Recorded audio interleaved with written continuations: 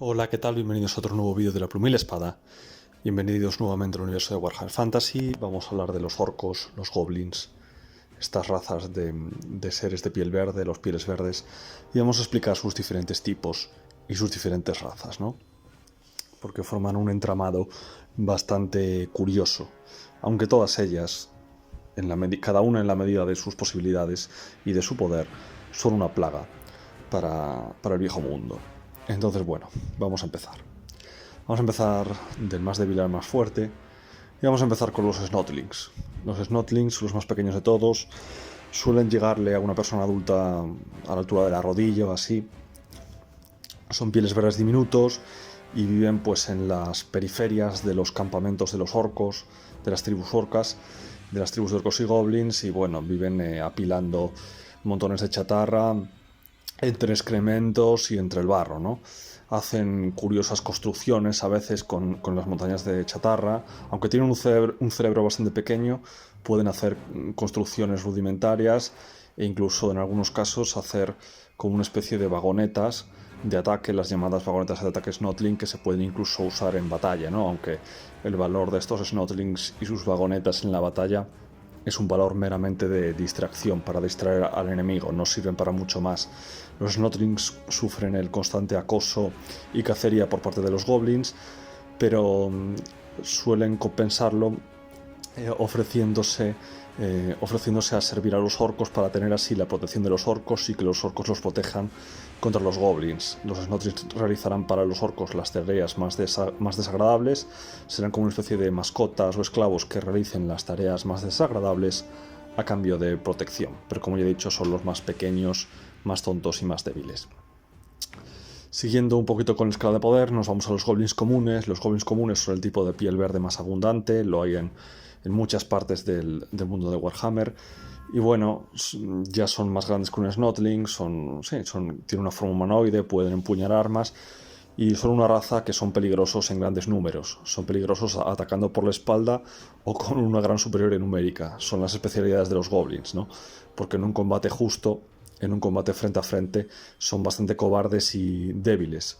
Hay algunos que saben montar lobos, pueden montar a lomos de lobos gigantes y realizan esa función de caballería ligera y de exploradores para las tribus de pieles verdes, ¿no? A lomos de sus lobos. Pero vamos, los goblins suelen ser los vasallos de los orcos, quienes les maltratan y es más, ante la escasez de alimentos, a veces los orcos se alimentan de goblins, los goblins a la que puedan, si pueden apuñalar a un orco o a un superior por la espalda lo harán, pero si no, pues serán avasallados. La vida de un goblin es ser constantemente avasallado por orcos o por otros goblins hasta que tenga la oportunidad de apuñalarlos por la espalda.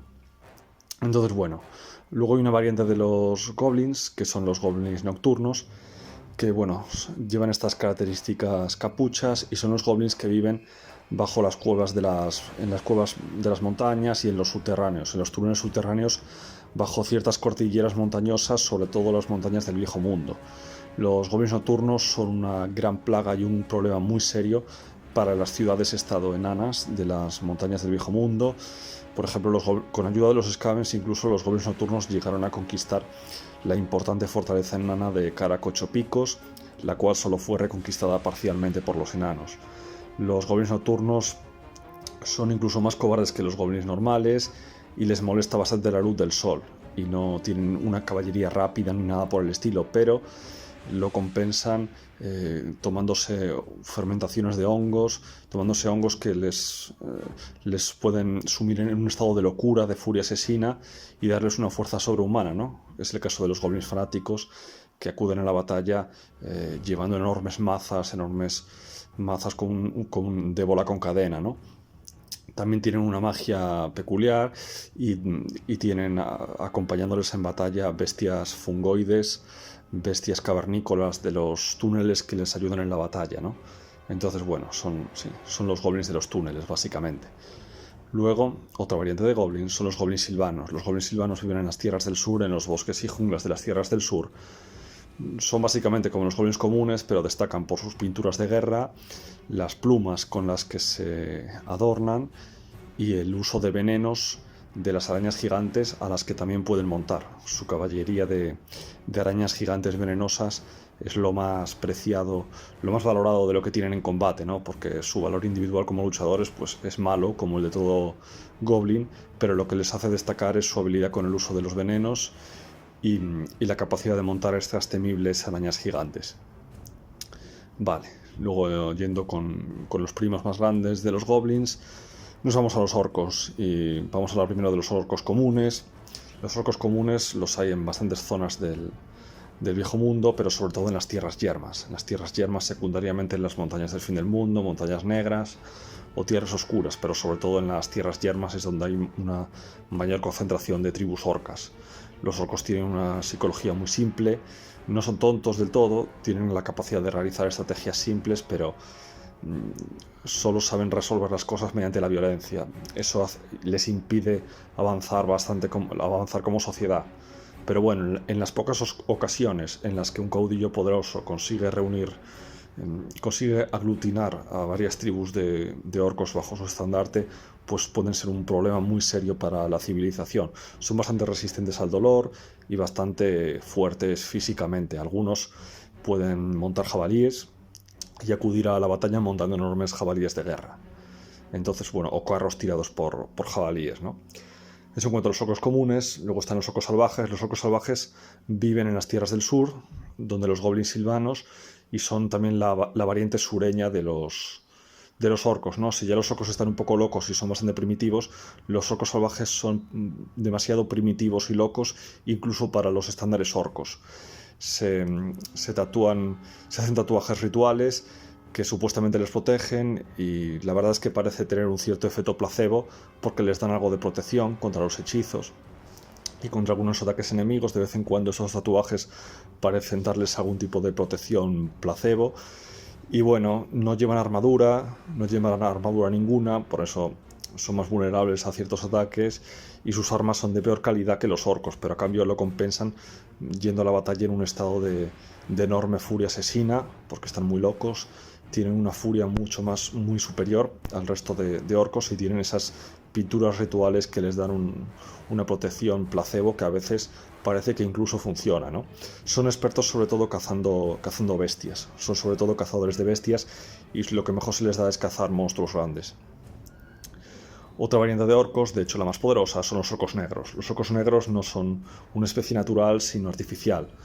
Descienden de una generación de esclavos orcos que eran esclavizados de los enanos del caos, y los enanos del caos quisieron hacer un experimento para poner a trabajar en sus forjas orcos, pero modificarlos genéticamente para que mantuvieran la resistencia y la fuerza del orco, pero tuvieran disciplina, algo que normalmente los orcos carecen completamente, ¿no?, de disciplina.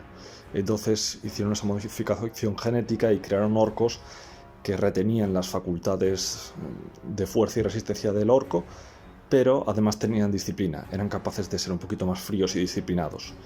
El primero de ellos y más poderoso era y es Gringor Piel Hierro, pero este experimento les salió mal a los enanos del caos, porque los orcos negros, como tenían paciencia y disciplina, organizaron un motín en las fábricas, se rebelaron, y bueno, aunque ese motín fue finalmente derrotado por los enanos del caos, un grupo de orcos negros, liderado por Gringor Piel Hierro, consiguieron escapar de allí, de las tierras oscuras, e ir hasta las tierras yermas, y allí los orcos negros son como una especie de minoría. No hay tribus formadas solo por orcos negros, pero los orcos negros son la minoría dominante de las tribus a las que van, ¿no? Terminan convirtiéndose en la minoría dominante porque, aparte de la fuerza y la resistencia, tienen la disciplina. Tienen la piel ligeramente más oscura, de un verde ligeramente más oscuro que el resto de orcos, por eso se les llama orcos negros. Y bueno, como tienen bastante paciencia y demás, pues a veces pueden fabricarse armaduras pesadas que les cubren totalmente, y han aprendido a manejar una gran cantidad de armas, una variedad más grande que la que suelen manejar los orcos normalmente, ¿no? Entonces, bueno, estas son las razas de pieles verdes. A veces van acompañadas a la batalla de otros aliados monstruosos, ocasionales, como trolls o gigantes, pero bueno, eso ya se nos queda fuera de este artículo. El vídeo de hoy termina aquí. Darle like si os ha gustado, suscribiros para más contenido. Recordad que dejo los enlaces a mi blog y a mi material, incluidas mis novelas, ahí abajo, www.laplumilaespada.es, y nos vemos en el siguiente vídeo. Adiós.